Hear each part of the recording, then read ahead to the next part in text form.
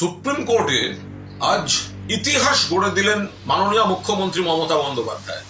আজ দেখিয়ে দিলেন বাংলার মানুষের গণতান্ত্রিক অধিকার রক্ষার স্বার্থে সুপ্রিম কোর্টের প্রধান বিচারপতির বেঞ্চে বাংলার কোন মুখ্যমন্ত্রী এই প্রথম সওয়াল করছেন জাতীয় নির্বাচন কমিশনের বঙ্গ বিরোধী চক্রান্ত, মৃত্যুর মিছিল, হয়রানি, বিজেপির রাজনৈতিক নির্দেশ মেনে যে চক্রান্ত ষড়যন্ত্র চলছে তার বিরুদ্ধে সওয়াল করলেন। এবং মামলা যেহেতু এখনো চলছে, আবার শুনানির দিন স্থির হয়েছে, কিন্তু এখনো পর্যন্ত যা হয়েছে মাননীয় মুখ্যমন্ত্রী নিজে দাঁড়িয়ে সওয়াল করে প্রথম দফাতেই নৈতিক জয়টা ছিনিয়ে নিয়ে এসছেন বাংলার মানুষের স্বার্থে।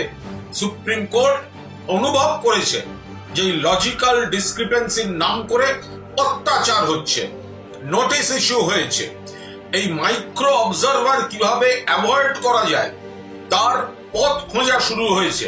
এবং নির্বাচন কমিশন আজ কার্যত মমতা বন্দ্যোপাধ্যায় ঝড়ের মুখে লেজে গোবরে হয়েছে। এবং প্রধান বিচারপতি মহামান্য সুপ্রিম কোর্টের তিনি যেভাবে নির্বাচন কমিশনকেও যে পর্যবেক্ষণ এবং নির্দেশ দিয়েছেন তা কার্যত মমতা বন্দ্যোপাধ্যায় এবং তৃণমূল কংগ্রেস বা রাজ্য সরকার যা যা অভিযোগ তুলেছেন সেগুলিতে মান্যতা দিয়েছে সুপ্রিম কোর্ট। এর আগে একবার মান্যতা দিয়েছিল, আজ স্বয়ং মমতা বন্দ্যোপাধ্যায় এইরকম নেত্রী যদি সামনে থেকে দাঁড়িয়ে লিড করেন তাহলে তো প্রতিপক্ষ এমনিতেই তারা অর্ধেক হেরে শুরু করে।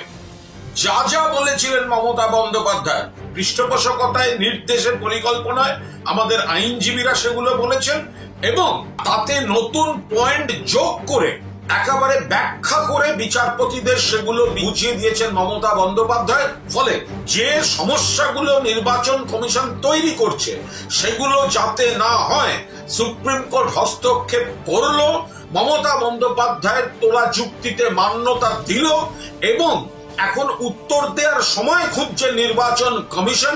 প্রথম দিনেই ইতিহাস গড়ে দিয়ে নৈতিক জয় ছিনিয়ে নিয়ে এলেন মমতা বন্দ্যোপাধ্যায়। একে বলে নেত্রী, একে বলে মুখ্যমন্ত্রী। বাংলার মানুষের অধিকার অটুট রাখার স্বার্থে, রক্ষা করার স্বার্থে আজ সুপ্রিম কোর্টে প্রধান বিচারপতির এজলাসে মমতা বন্দ্যোপাধ্যায় মাননীয় মুখ্যমন্ত্রীর আজকের সওয়াল